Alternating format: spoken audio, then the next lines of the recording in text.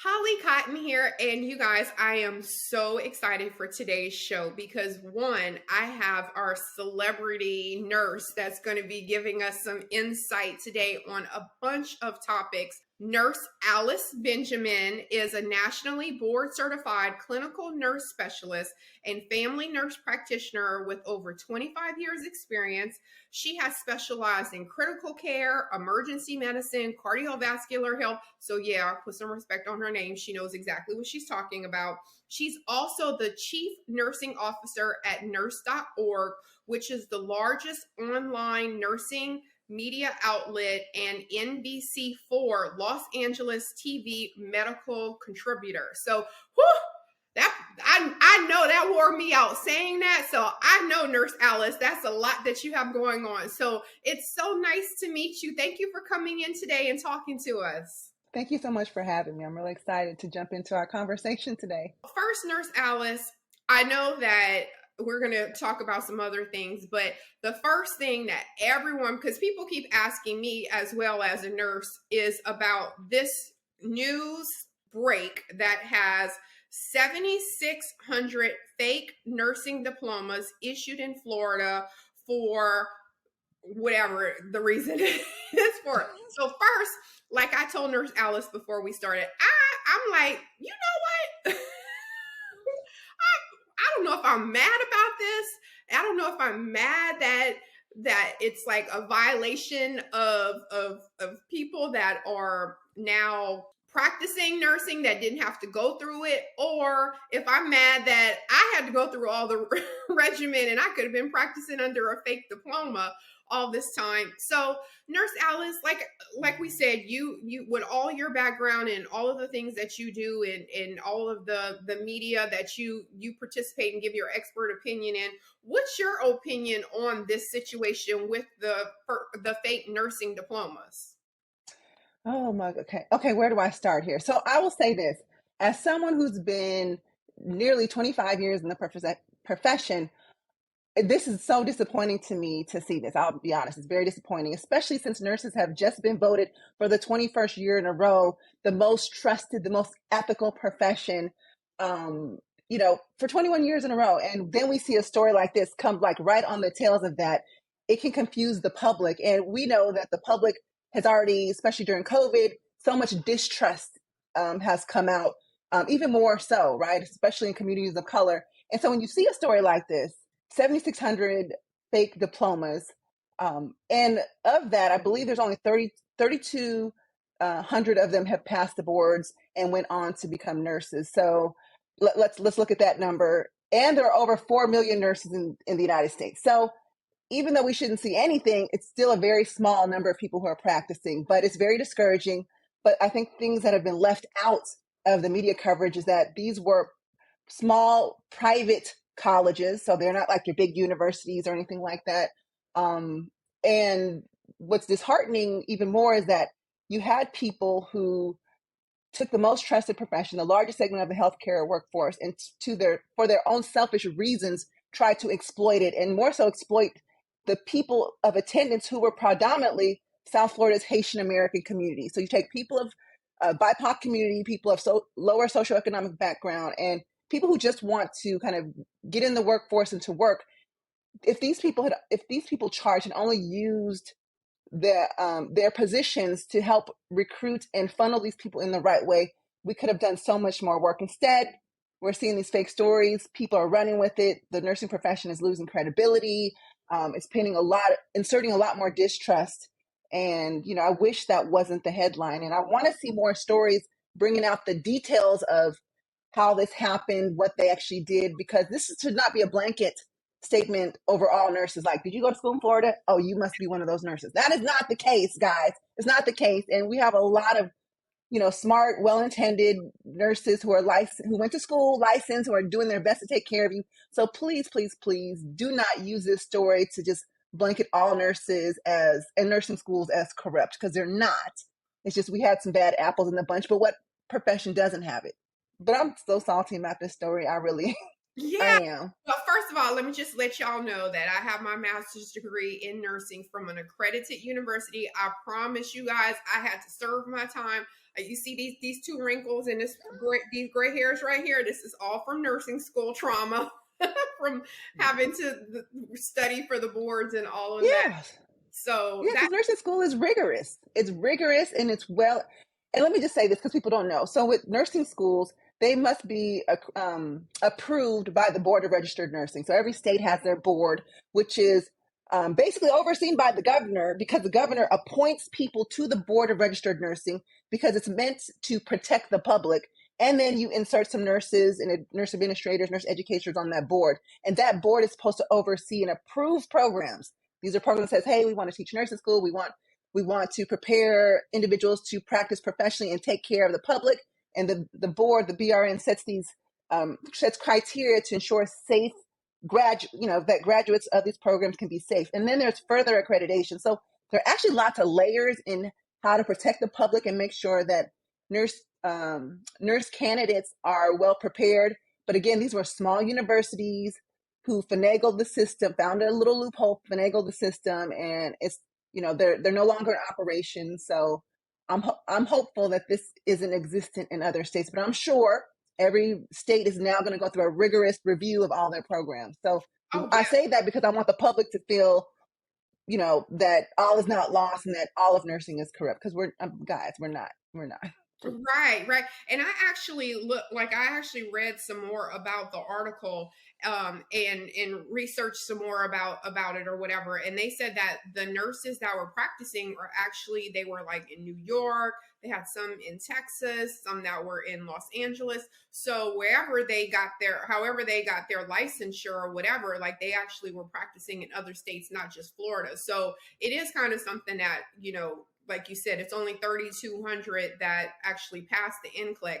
But because I can tell you, even with my nursing class, probably half of them failed the NCLEX. I'm like, oh my gosh, you went to school for all this time and you still failed the NCLEX. So they definitely, the NCLEX ain't no joke. So It's they lost not. a degree, but that was it. Right.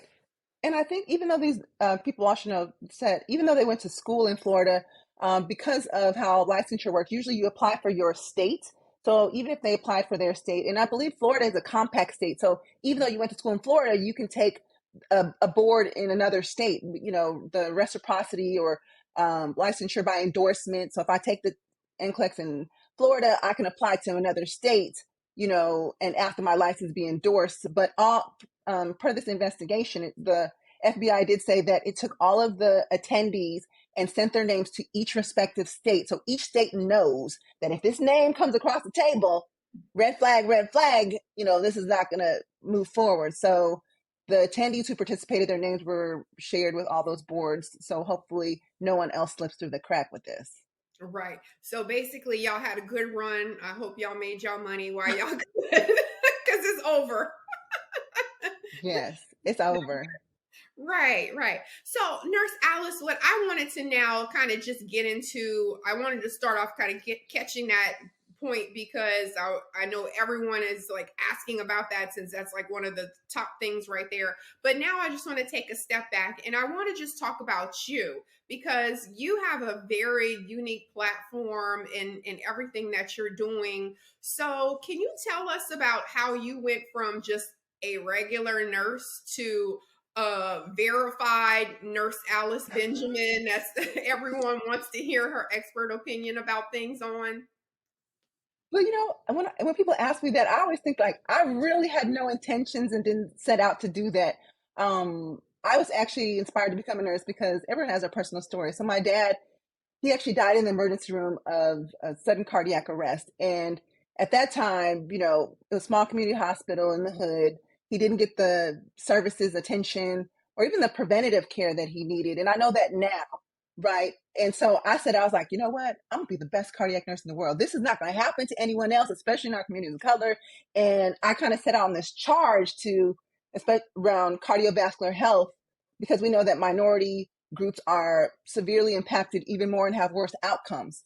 So I set out to do this, and in doing this in practice, I did my my ministry, if you will, is to do a lot of community service. So I became an ambassador for the American Heart Association, later became a national spokesperson for them. And then that spilled out to me doing community presentations in churches and businesses, at school events, at PTA meetings, like you name it. I was talking about heart health. And I was doing a community event, it was with a church. And nobody wanted to get their blood pressure taken. So I was being engaging and, relating to the people, because there are certain things that I can say as a woman of color that maybe a white male physician can't say, because I can be playful, because I know the story. I know what we eat on Sundays after church. I know. So anyways, I was creative and fun, and somebody from the American Heart Association approached me and said, Alice, you know what? You seem real engaging. You were able to get everyone over here. They were informed. They were entertained. Would you mind going on to KJLH radio and talking about heart health? And so I did that, and then it went well. And then they're like, can you come back and talk about strokes? And so I started doing KJLH radio, which is a large radio station here in Los Angeles. And so American Heart was sending me there. And then the KJLH producers, whenever a story on health would come up, they would invite me back. And then I started blogging. Y'all, this is back in the day before all of this, before social media hit now. I was doing blogs, okay, with websites, and started doing this and recording myself. And then it just spilled out, and I started posting stuff on social media, or excuse me, on YouTube and other things. And next thing I know, as the producers at KJLH are moving around, it's a small network, producers talk, and then they say, oh, I know someone who can talk about health. And my name just kept coming up. And it spilled into different radio opportunities, and then television opportunities started coming my way. And I was no prepared, because I didn't study journalism or media. I just kind of fell into it and literally learned as I went. And then I started doing like local television. I started doing some national shows. I'll say my first show was American Live with Megyn Kelly on Fox News Live in the morning. I had no idea what I was walking into, no idea, not prepared. But because I was passionate about health, I just stayed true to what I knew and what I wanted the public to know. And after I started doing a couple of things, I took some journalism courses, some reporter courses, because I also wanted to be, since I was toggling the fence between being a health expert and being now in media, I wanted to be prepared. It's like working in a hospital and just orienting to the unit that I'm on. I needed to know the lay of the land, the politics, how things are done. And so that kind of just spilt over, and I just kept at it and just talking about the things that I'm passionate about. And I swear I did not realize that I was going to end up where I am today, which is the medical contributor for NBC4 Los Angeles, which is the second largest market second to New York. And I'm just talking about things I'm passionate about as a nurse, things that I would want to tell my friends and families to better take care of themselves, and also to represent communities of colors, because the idiosyncrasies of healthcare that specifically impact us and impact us differently, those stories don't get told all the time unless it's Black History Month or something like that. And I needed those type of things to get out in the forefront. So that's my story. Like, sometimes I don't even know how I got here. I just like blinked and I'm here. But I've had a fun um, I've had a fun run, and I'll also say I've also been targeted because I'm a Black female on television. People felt like I wasn't. I don't know. It's these people that sometimes felt like I wasn't being representative of everyone. And I'm a human, right? Just like if we all bleed red blood, but there are certain things that are specific to African Americans, to people of color, that we need to talk about. It's the elephant in the room, but it never gets talked about. So it was finally getting the opportunity to tell these stories, and especially during COVID. I think during COVID, I did television literally every day, several times the during the week, and it was really an opportunity to, one, represent women on television, represent communities of color on television, and tell the stories, because we all know that COVID really it let the world know how more so and reveal the disparities in healthcare. Why were Black and brown people dying of COVID more? And then it kind of allowed us to look at other things. And so it's just been a really great journey being able to use my education and training. Again, I've been in nursing for over 25 years. I'm a family nurse practitioner. I work in the emergency room now. Prior to that, I was working as a clinical nurse specialist in critical care, specializing in cardiovascular health. So I've always worked in the areas where people are likely to die. So don't tell me that I don't know what I'm doing. I'm not just sitting in the office. I'm not just trying to be pretty for TV or anything like that. I'm literally telling you real HIPAA compliant, obviously, but sharing important stories from the bedside, from the front lines. And these are the things that reporters, they can have health beats and things like that. They can be very passionate, but there's something different about someone who has who's actually taking care of people in these life or death situations, and who comes from a community and has firsthand experience with her father dying in the emergency room because of the disparities in healthcare and community outreach. I, you know, I love all of that, Nurse Alice. And I will tell you this, I say exactly what you're saying all the time. First of all, I'm not even gonna talk about the minority part. I'm just gonna talk from the woman part, because people are like, well, sometimes you sound like you're a feminist, or I feel like you're man bashing. And I'm like, first of all, when I'm talking, I'm not even talking two men, four men, or whatever. I am talking as a woman and my perspective and my point of view. Now, if you're sensitive to it because you have whatever's going on with you, that's not my problem. I don't need to address that. But I will tell you, as a woman, I am going to highlight women. I am going to Mm-hmm. support women. I am going to pull, especially a minority woman, because it's not easy. I don't care how much Holly Cotton stuff I have going on. When I walk in a room, if someone doesn't know me, I have to constantly be proving that I should have a spot in that room, that what I'm saying is Exactly. valid, that I'm smart, that I know what I'm talking about. So people just don't understand that. And like you said, whenever people are saying that, oh well, it's all she's talking about is black culture, all she's talking about is this. But yes, because there is an issue there is a disparity there, so there is a need. We need Nurse Alice to tell y'all to quit eating fried chicken.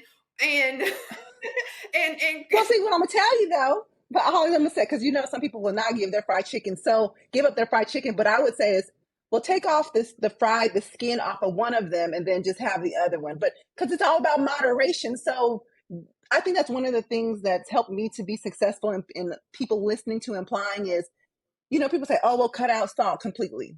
You do too much salt. You can't just go from 0 to 100 just like that. People are going to fall short, or they'll do it for 4 days, but then after a week, it's just like people's New Year's resolution to lose weight.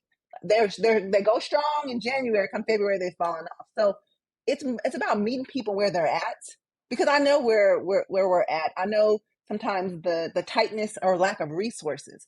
I know what you're working with. You're considering budget, resources in your community. If you live in a food desert, there's no 24-hour fitness or uh, Planet Fitness or 24-hour in your neighborhood, how you can exercise at home. So it's about meeting people where they're at to make being healthy realistic given their situations. Like in the nursing world, we would say like individualizing the care plan for your patient's specific needs. So that's what I would take those nursing concepts and apply them to what I did in media, which also set me different from the other health journalists that were out there, or the doctors, which initially early in my career I would get trumped. Like, oh, Nurse Alice, we know, you're very knowledgeable about cardiovascular health, but we're gonna have this doctor go on. Well, who's the doctor? Oh, Dr. So and so, he's an OBGYN. Oh, you can have OBGYN talk about heart health too. just because he's a So doctor. So, but I will say the consistency in me continuing to always tell stories, and be willing and available, especially certain topics I'm just extremely passionate about, and always being available and kind of fun and engaging and realistic with it, I think was something that sets me different. Uh, and so I was able to then later trump the physician. So I've had a lot of physicians say like, well, why her? She's just a nurse. Excuse me, sir? Excuse me? No, we're all healthcare providers, and I think what people folks don't understand is, we can go to school and have a lot of credentials and training, and I probably, I have a lot of that too, but it's really about public interest, community health. And so I don't care if you got 500 letters behind your name, but if you can't translate the evidence, right? Translate it in a way that is digestible and usable for the consumer, then it does us no good. I'm not on TV to sound smart. I'm on TV to help educate and empower people to live healthier lives, to make better health decisions for themselves and their families and for the people that they surround themselves with. So that's something that I like to do, educate and empower people. Because you can spew out facts and to-do lists and things like that, but how do you empower someone, inspire someone to want to make the healthier choices given their situations? You got to, inspire people to uh, um, rise above any challenges or obstacles that are there. So those are things that I also like to insert in my messages when I'm talking to people about health. Yeah, and I just wanted to piggyback on what you said too, because I'm also a college professor and I teach nursing. So I teach nursing and CNA students as well. And it's funny that you're saying, like, as I'm listening to you, I'm like, so when I'm talking to my nursing students, and I always make them explain it to me as like I was the patient, because I'm like, yeah, okay, yeah, pharmacology, whatever, but I'm a patient. I don't know that. And it's funny because that is a role that nurses have that we you don't even know in nursing school that your role is going to be the doctor's going to come in, talk a bunch of gibberish, and then the patient is going to go, okay, got it. And then as soon as you come in as the nurse, they're like, I didn't understand a word he said. What does this mean? So Yep.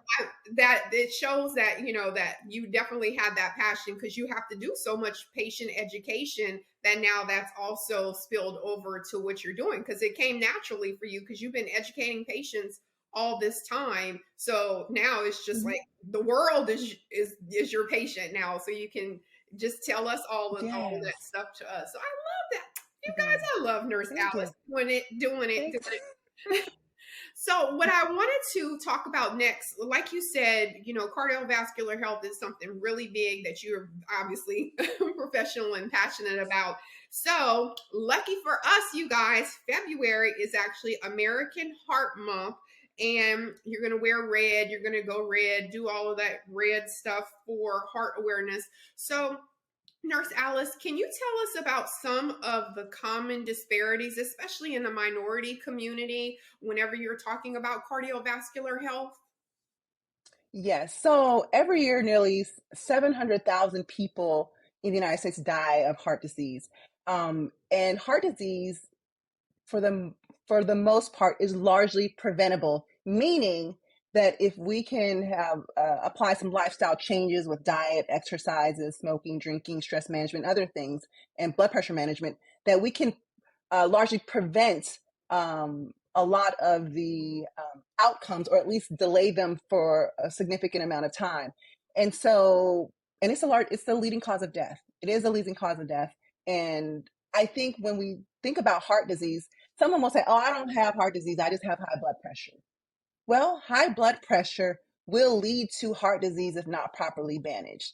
So many times I've seen people and I've said, "Okay, so I'll see a high blood pressure and I'll say, "So how's your blood pressure been?" "It's good." "Well, what's good? Give me some numbers." "I don't know. The doctor said it's good. The nurse just said it's good." And so this is one of those times where trying to inspire people, empower them, but also ask them to have some accountability, and to actually ask their providers to say, "I know you said it's good, but what is that number?" What so people need to be informed. You can only change things if you're informed on them and know 180 where over you start. 100, and now today is 160 over 99. Yes, exactly. Doesn't mean it's good. That just means that, right.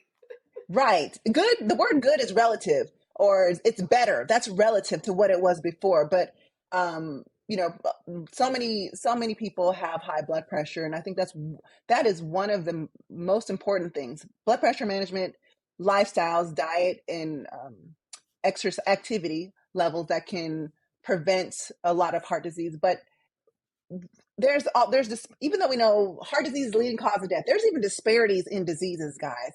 And what people may not know is that women actually are often misdiagnosed or undiagnosed when it comes to heart disease, and things like heart attacks. And so, some people they get confused when I say that. They're like, "What do you mean? Men are the ones that always are the ones that put off going to the hospital. They don't like going to their doctors and things like that."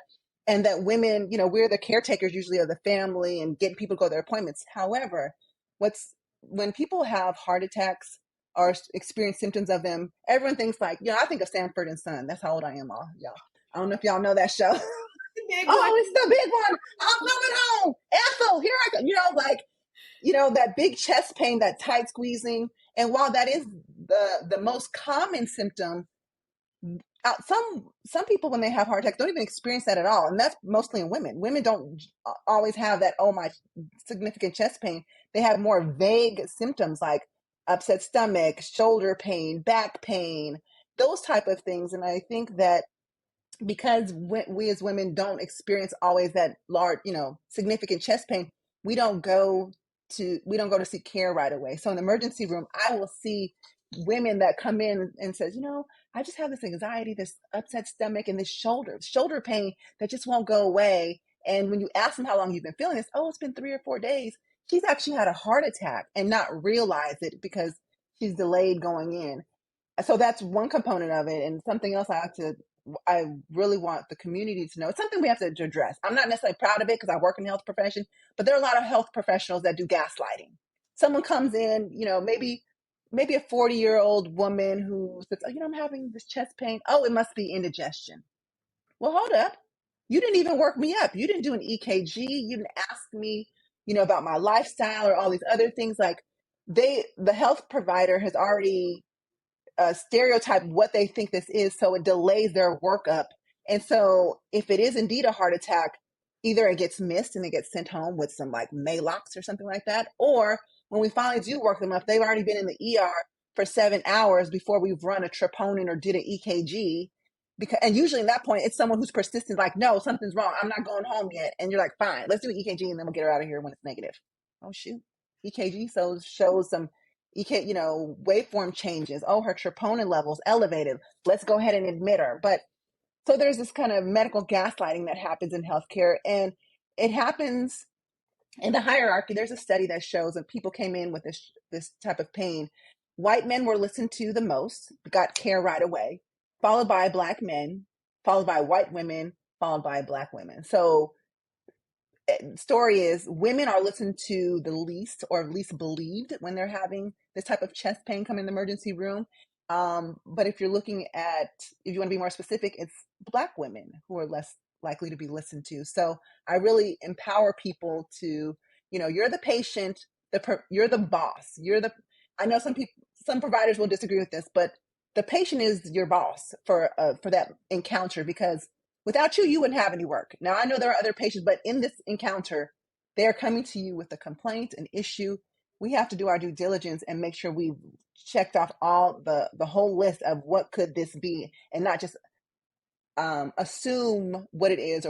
And I know we as healthcare providers, we kind of have these stereotypes in our head, not really meant for bad, meant for good, so it can expedite us getting to a diagnosis. But sometimes because of implicit bias and other things, it takes us down the wrong pathway. And because of that, patients don't get the medical workup that they need. So when I go back to my story of how my dad died of sudden cardiac arrest in the hospital, and that was even long, where racism was even more, I wouldn't say more, probably, it was probably the same prevalence, but there's definitely disparities in the quality of care. And so I believe, although I could just tell myself this story, that if he'd got the proper attention and treatment workup, even the outpatient education, that he could have had a different outcome than what he did that day. Oh no, I totally agree. I think that too. I have a family member, and I remember being younger, and she died um, with childbirth, and they Mm. actually they realized that she had gestational diabetes, and that she like that nobody was even thinking that that's why her legs were swollen. They didn't think, like it was just all these things that I heard as an adult that had become a nurse. And when I was hearing the story about, yeah, and her legs were so big, and I'm like, so nobody knew she had high blood pressure, preeclampsia. Nobody knew Right. she had gestational diabetes, because they tried to save the baby, and the baby was like 10 pounds at like 30 weeks. So, I'm already thinking all of these things. But again, nobody thought about that stuff back then. They were just like, oh well, something was wrong. Or I'm from the South, so they're like, well, the Lord didn't, he was protecting her from what was going to be wrong with the baby. And I was like, well, no, she just probably had gestational diabetes. Like, but nobody thought to poke her finger or do those types of tests back then. They just were like, throw it down the river. So I'm happy that you brought that up. And just to reiterate what Nurse Alice said for you guys, because see, I'm taking notes, Nurse Alice. One, you need to have a proactive approach when you go to the doctor, and you need to be taking Yes. accountability, and you need to say, what was my blood pressure? So when that lady, and I do it myself, like I just went for a procedure and she took my blood pressure and she was like, oh, everything. I was like, what is it? Because Yes. so I was like, You don't what? even get to see the blood pressure machine. It's faced a whole other direction. Hold on, let me see. What does the machine say? Yes. And That's what you really. And that's what she did. She was like, "Okay, it's good." And I was like, what is it like? What is whatever?" And then she was like, "Oh, it's 104 over." I was like, "Oh, okay, yeah, that's good, okay." But because her definition of good might be 128 or 130 or I don't know what. So make sure that you are Right. writing those numbers down. I can't tell you how many times I even just as a practicing nurse, I don't anymore, but I would always be like, "Well, what was your last blood pressure?" I don't Mm-hmm. know. I don't know. And I'm like, okay, well, next time, write it down. So I love that. And also, Nurse Alice, can you one more time give us some stuff? Because, like I said, as women, I feel like I have this obligation to help all my fellow women. And I know for a fact two women just last year that died of heart attacks. Like in one was, I think she Mm. was 50, and then one is like my age that I like. I think I went to high school, graduated with her, or I went to high school, whatever. So she's like my age, and so y'all don't need to know how old I am, just know she's my age.